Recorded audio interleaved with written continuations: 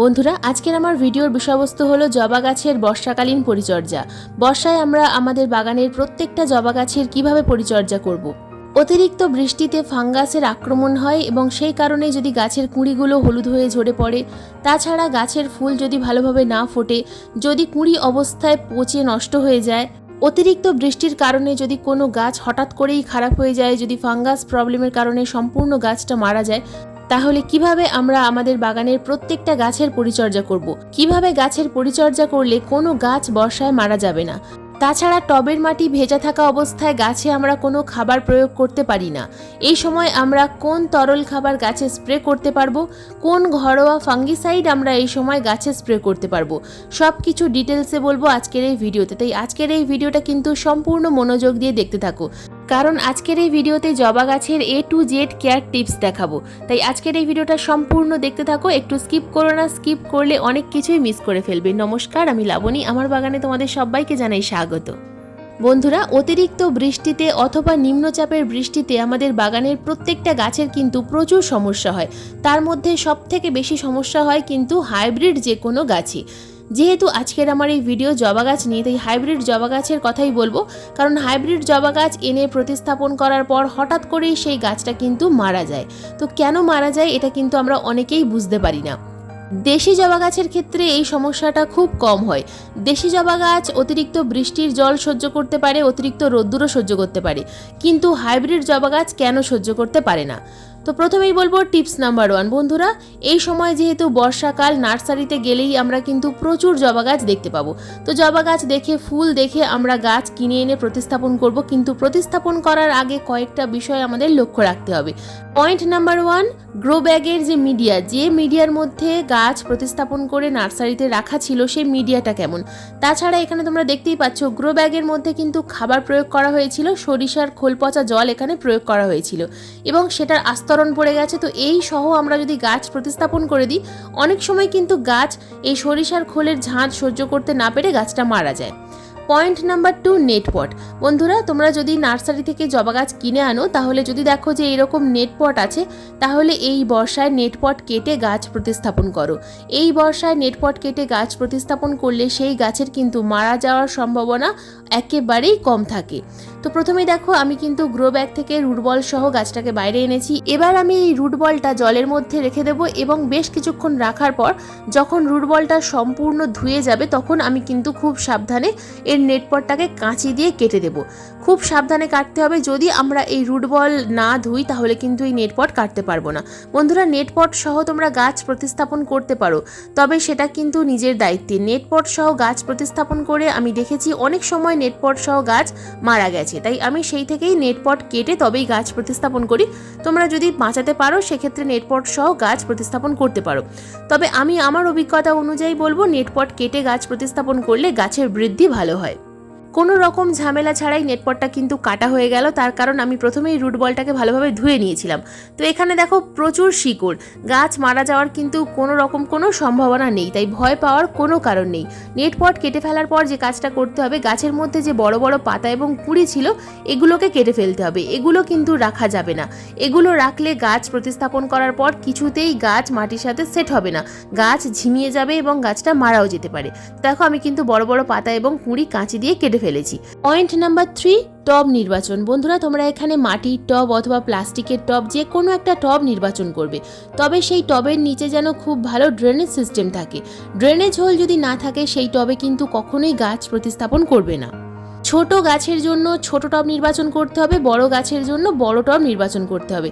এখানে আমি ড্রেনেজ হোলের উপরে একটা ঢেউ খেলানো খোলামকুচি দিয়েছি। যদি এখানে ড্রেনেজ হোল অনেকগুলো থাকতো তাহলে কিন্তু অনেকগুলো ঢেউ খেলানো খোলামকুচি আমাকে রাখতে হতো।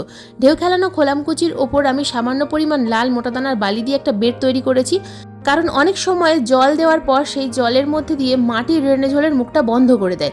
তাই সব সময় ড্রেনেজ হোলের মধ্যে বালি দেওয়ার চেষ্টা করবে, বালি না থাকলে সামান্য পরিমাণ কোকোপিট দিয়ে দেবে। পয়েন্ট নাম্বার 4, মাটি। বন্ধুরা, আমি 2-1 দিন আগে কিন্তু মাটি তৈরির ভিডিও দিয়েছিলাম। যদি তোমরা সেই ভিডিও না দেখে থাকো, আমি কিন্তু ফার্স্ট কমেন্টে পিন করে দেবো, লিঙ্ক দিয়ে দেবো, তোমরা চাইলে দেখে নিতে পারো, অথবা ডেসক্রিপশন বক্সে লিঙ্ক দিয়ে দেবো কিভাবে আমি আমার বাগানের বর্ষার মাটি তৈরি করেছিলাম, যে মাটিতে আমি যে কোনো গাছ প্রতিস্থাপন করতে পারবো। তো দেখো, এখানে সেই মাটি আমি এই টবের অর্ধেকটা পরিমাণ ভরে দিলাম। এবার গাছটা ঠিক মিডিল বরাবর আমি কিন্তু প্রতিস্থাপন করব। ঠিক মিডিল বরাবর রেখে দেওয়ার পর এখানে আমি বাদবাকি মাটি দিয়ে গাছটাকে প্রতিস্থাপন করে দিলাম, এবং খুব ভালোভাবে এটা কিন্তু চেপে চেপে দিতে হবে, গাছ যেন নড়ে না যায়। ভালোভাবে চেপে চেপে দিয়ে আমি গাছটাকে প্রতিস্থাপন করে দিলাম। এবং কতটুকু পরিমাণ মাটি আমি দিয়েছি তোমরা লক্ষ্য করো, টবের যে কিনারা বরাবর যে দাগটা আছে, এই দাগ পর্যন্ত কিন্তু আমাদেরকে মাটি দিতে হবে। তার কারণ অতিরিক্ত যদি মাটি তোমরা ভর্তি করে দাও, তাহলে জল দেওয়ার জায়গা থাকবে না, এবং পরবর্তী সময় খাবারও দেওয়ার জায়গা থাকবে না। বৃষ্টি হলে সেই জল কিন্তু উপর দিয়ে উপচে বেরিয়ে যাবে। তাই সব সময় মাটি একটু খালি রেখেই গাছ প্রতিস্থাপন করবে। দেখো, ভরপুর মাত্রায় জল আমি দিয়ে দিলাম। ভরপুর মাত্রায় জল দিয়ে দেওয়ার পর সঙ্গে সঙ্গে লক্ষ্য করো, ড্রেনেজ হোল দিয়ে কিন্তু জলটা বেরিয়ে যাচ্ছে। তো এই ধরনের মাটি যদি তোমরা তৈরি করো এবং এই ধরনের ড্রেনেজ সিস্টেম যদি তৈরি করো, বর্ষা হোক বা নিম্নচাপ, যে কোনো বৃষ্টি হোক না কেন, গাছের কিন্তু কোনো রকম কোনো ক্ষতি হবে না। মিডিয়াটা আমি কিভাবে তৈরি করেছি সেই ভিডিওটা কিন্তু অবশ্যই দেখে নিও বন্ধুরা, তা না হলে কিন্তু মাটি যদি ঠিকঠাকভাবে তৈরি করতে না পারো, গাছ কিন্তু কখনোই ভালোভাবে বৃদ্ধি পাবে না, এবং গাছের মধ্যে এই বর্ষায় নানা ধরনের সমস্যা আসবে, এবং ড্রেনেজ সিস্টেমটা খুব ভালোভাবে তৈরি করবে। বন্ধুরা, এবার আসি টিপস নাম্বার 2। গাছ আমরা কিন্তু নার্সারি থেকে কিনে না এনে ডাল থেকেও তৈরি করতে পারি। এই বর্ষায় ডাল থেকে চারা তৈরি করার আদর্শ সময়। বাগানের যে কোনো গাছের ডাল তোমরা কেটে নিয়ে যদি লাল বালির মধ্যে প্রতিস্থাপন করে রেখে দাও, কয়েকদিনের মধ্যেই তোমরা দেখতে পাবে এই বর্ষায় গাছের শিকড় চলে এসছে। তবে এরকম ছোট ছোট যখন পাতা আসবে তখন কিন্তু তুলবে না। আমি শুধুমাত্র তোমাদের দেখানোর জন্য এটা তুলে দেখালাম যে কত সুন্দর রুট আসছে। এখানে দুটো ছোট ছোট রুট এসেছে, তো আবার আমি কিন্তু বালির মধ্যে প্রতিস্থাপন করে রেখে দেবো। যখন দেখবো যে রুটগুলো অনেক বড় হয়ে গেছে, গাছের পাতা আরও অনেক বেশি হয়েছে, তখন আমরা মিডিয়াতে প্রতিস্থাপন করব। টিপস নাম্বার 3, বন্ধুরা, এই সময় টবের মিডিয়াতে কোনো রকম কোনো আগাছা রাখা যাবে না। তাছাড়া প্রত্যেকটা টব কিন্তু স্ট্যান্ডের ওপরে রাখার চেষ্টা করবে, সরাসরি গ্রাউন্ডে রাখবে না। সরাসরি যদি গ্রাউন্ডে রেখে দাও, জল কিন্তু কখনোই ড্রেনেজ হোল দিয়ে বাইরে বেরিয়ে যাবে না, জল সবসময় আটকে থাকবে এবং গাছের রুট রট হবে এবং গাছটা সম্পূর্ণরূপে মারা যাবে। তাছাড়া গাছের মধ্যে পচা ফুল, বাসি ফুল এগুলো রাখবে না। এগুলো রাখলে ধীরে ধীরে প্রত্যেকটা ফুল শুকিয়ে গাছের গোড়ায় পড়বে এবং গাছের গোড়ায় ধীরে ধীরে পচন সৃষ্টি করবে, আর গাছের কাণ্ড পচে যাবে। গাছের কাণ্ড পচে গিয়েও গাছ কিন্তু অনেক সময় মারা যায়। বন্ধুরা, গাছে এবার আমরা ফাঙ্গিসাইড এবং ঘরোয়া খাবার প্রয়োগ করব। তো এখানে আমি নিয়েছি 1 লিটার সাধারণ জল স্প্রেয়ার বটলের মধ্যে, এবং নিয়েছি আমি এখানে 1 গ্লাস পরিমাণ কাঁচা দুধ, গরুর দুধ অথবা প্যাকেটের দুধ, যে কোনো দুধ নিলেই হবে। তো 1 লিটার জলের মধ্যে 1 গ্লাস পরিমাণ কাঁচা দুধ দিয়ে মিশিয়ে নিলাম। এই দুধের পরিবর্তে তোমরা কিন্তু এখানে হাফ কাপ পরিমাণ টক দই জলের সাথে মিশিয়ে নিতে পারো। তো যে কোনো একটা উপাদান কিন্তু আমরা মিশিয়ে নেব। বন্ধুরা, দুধের মধ্যে আছে প্রচুর মাত্রায় ক্যালসিয়াম, তাছাড়া আছে পটাশিয়াম, প্রোটিন, ভিটামিন বি, আরও বিভিন্ন ধরনের উপাদান। দুধ কিন্তু গাছে কখনোই সরাসরি স্প্রে করবে না, সব সময় দুধ পাতলা করে ডাইলিউট করে তবেই গাছে স্প্রে করতে হবে। দুধ যেমন গাছে খাদ্য সরবরাহ করে, ঠিক তেমনই কিন্তু ফাঙ্গিসাইডেরও কাজ করে। খুব দারুণ ফাঙ্গিসাইড, ঘরোয়া ফাঙ্গিসাইড হিসাবে এটা খুব ভালো কাজ করে।